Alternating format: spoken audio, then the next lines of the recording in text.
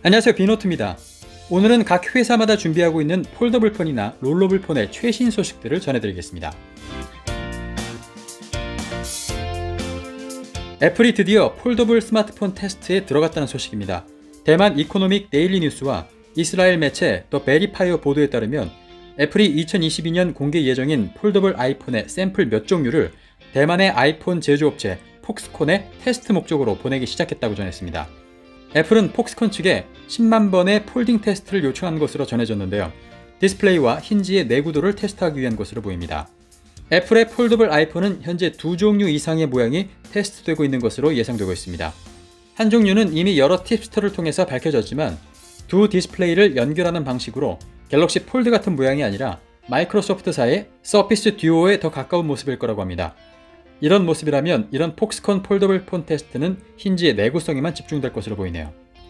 다른 한편 애플이 지난 9월에 삼성 디스플레이에 폴더블 패널 공급을 요청한 것으로 보아서 갤럭시 폴드와 같은 모양으로 개발 중이라는 소식도 공존하고 있습니다. 어느 쪽이 됐든 출시 시기는 2022년으로 잡고 있는 모양새입니다. 현재까지 폴더블 아이폰은 8GB의 램에 256GB의 내장 메모리를 탑재하면서 1,499달러에 출시할 것이라고 알려져 있는데 내후년 출시 예정인 만큼 세부 사양은 얼마든지 변경될 가능성이 있습니다. 폴더블 아이폰이 성공적으로 개발된다면 아이패드 미니는 단종될 것이라는 소식도 같이 들려오고 있습니다. 애플이 어떤 폴더블 폰을 내놓을지 좀 더 자세한 윤곽이 드러나길 바랍니다. 삼성 소식을 전문적으로 다루는 샘 모바일은 삼성이 내년에 더 많은 폴더블 기기를 내놓을 것이라고 전하고 있습니다. 그 목적은 폴더블의 대중화를 위해서 더 저렴한 모델을 출시할 거란 소식인데요.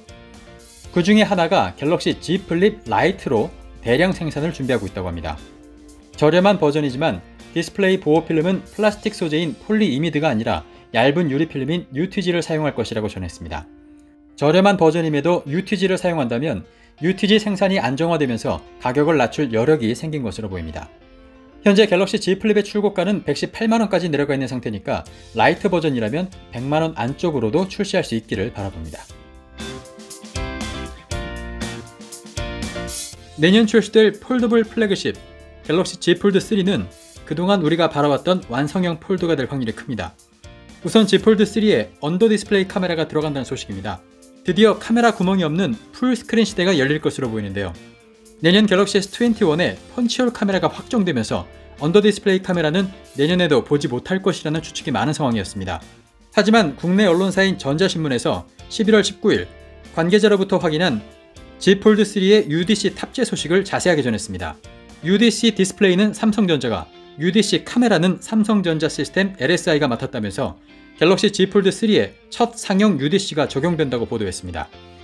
역시 방법은 UDC 부분의 디스플레이 픽셀 간격을 넓게 벌려서 카메라로 들어가는 빛을 확보하는 방식인데요. 카메라는 이에 맞게 이미지를 보정하는 과정을 거친다고 합니다.